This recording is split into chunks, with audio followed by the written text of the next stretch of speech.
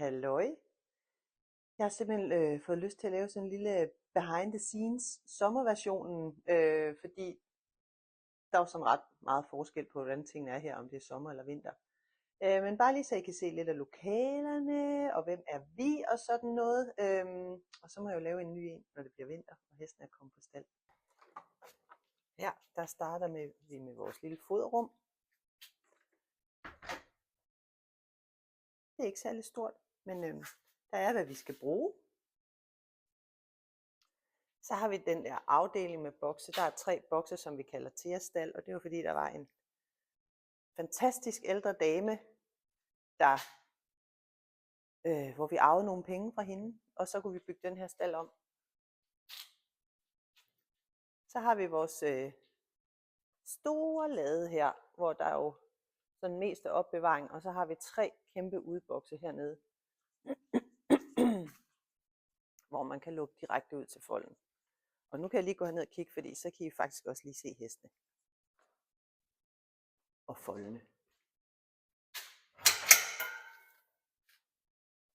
Har vi vores ridebane. Så har vi fold der, og vi har mose derovre, og helt ned til de der træer, I kan se nede bagved, har vi mose og fold, der går ned til. Ja.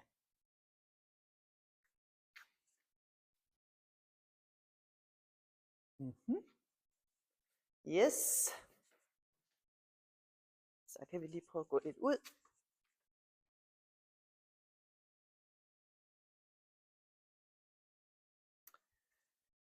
Herude har vi vores parkeringsplads. Vi har en løsdrift der. Vi har et lille løsdriftshus her, som vi måtte anskaffe, da vi på et tidspunkt fik 12 shetlandsponyer ind fra en dyreværnssag. Og her kan I igen se hestene dernede bagved. Så har vi fold herude også. Den bliver også brugt om vinteren. Vi har en lille sygefold dernede. Skoven i baggrunden. Ja. Og igen mosejord og fold hele vejen ned til træerne. Så det er virkelig fantastisk. Og jeg tror også, man kan se, at hesten er helt dernede ved mosen. Ja. Så mangler vi lige en staldafdeling. Vi er jo ikke et kæmpe sted. Det er også vigtigt for os, at vi ikke er det. Så der er tid til alle.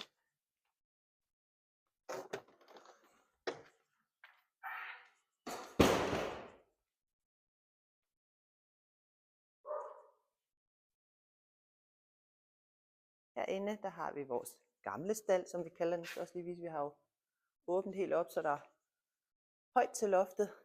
Så har vi flere bokse her i forskellige størrelser.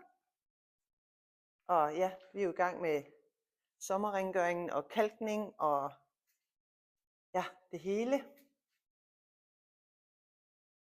Nå, men så har jeg jo så vist omgivelserne frem. Så kan man måske tænke, nå, men hvem arbejder der så? Og jeg kan jo sige, at alt er på frivillig basis. Der er ikke nogen, der får løn, heller ikke mig. Og jeg arbejder her fuld tid med det hele. Det er lige fra alt, hvad der skal ud på de sociale medier, til at må ud og fjerne køller på foldene og arbejde med heste. Men så har jeg gudskelov en dejlig familie. Min mor, hun kommer og hjælper tit, både med at se efter hestene, men også når vi har forårsrengøring. Hun er der. Nu er hun i gang med at pudse vinduer, fordi vi har jo kalket. Og ja, nu kan jeg da lige sige hej. Med støvkosten. Ja. Rengøringsdamen. Og så er der jo min mand Tore. Endnu en af vores frivillige her på matriklen. Hej. Min mand Tore. Hvad er det, du laver sådan ved hestens håb mest, synes du? Jeg laver hegn, jeg kører halm ud, wrap ind, ude en gang imellem. Laver sådan alt det praktiske. Ja. Og du gør altså alle de ting i din fritid, skal jeg så lige sige. Ja, ikke? Ja. Tak for det, du. Det var det.